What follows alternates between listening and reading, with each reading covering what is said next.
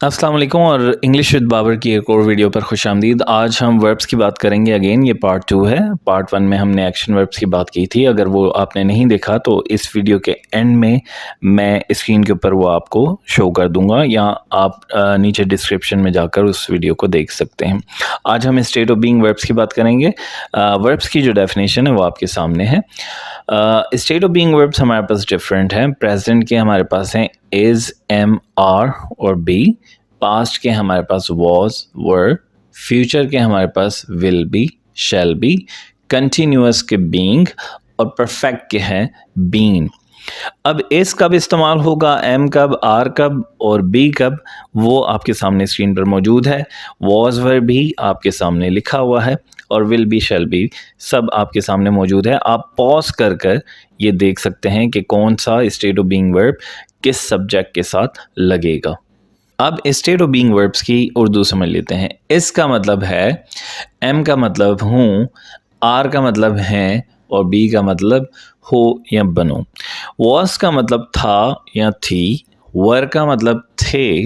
Will be या shall be का मतलब होगा, होगी, होंगे या होगा। बीइंग का मतलब हो रहा, हो रही, हो रहे और बीइंग का मतलब है।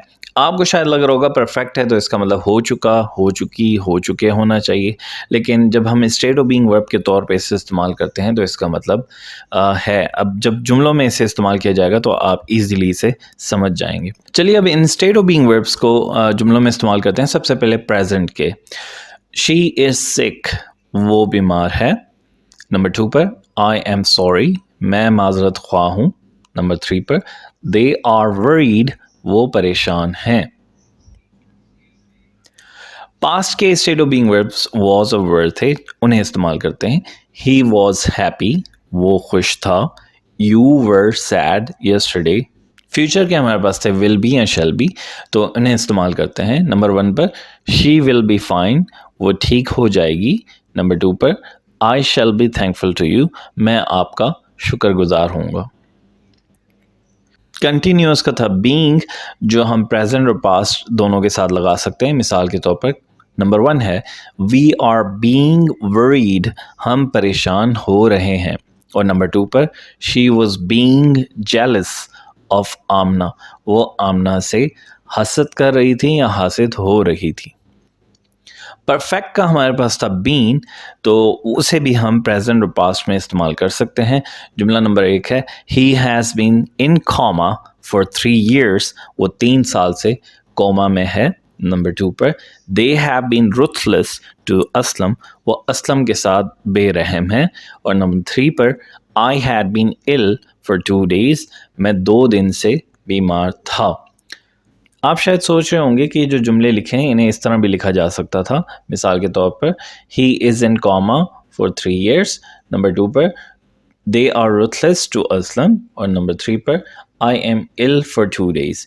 याद रखें, जब आप दौरानिया बताते हैं कि फ़लाँ वक्त से या कुछ अरसे से या किसी मखसूस दिन से एक काम जारी है या जारी था, तो उसके लिए जब आप दौरानिया बताते हैं उसके लिए आप प्रेजेंट और पास्ट सिंपल इस्तेमाल नहीं कर सकते, वहाँ आपको परफेक्ट इस्तेमाल करना पड़ेगा। मिसाल के तौर पे जो पहले मैंने इस्तेमाल किया हैज़ बीन, और दूसरे में हैव बीन, और तीसरे में हैड बीन। जब आप दौरानिया बताते हैं और आप ये सोच रहे होंगे शायद पहले और तीसरे में तो दौरानिया बताया है, यानी वक्त बताया है कितने अरसे से कोई काम है या कोई हालत है, जबकि दूसरे में ये नहीं बताया गया। चाहें तो दूसरे जुमले में आखिर में आप बता सकते हैं। मिसाल के तौर पे मैं ये भी कह सकता हूँ they have been ruthless to Aslam for many years, वो कई सालों से असलम के साथ बेरहम है, लेकिन मैंने आखिर में नहीं लिखा।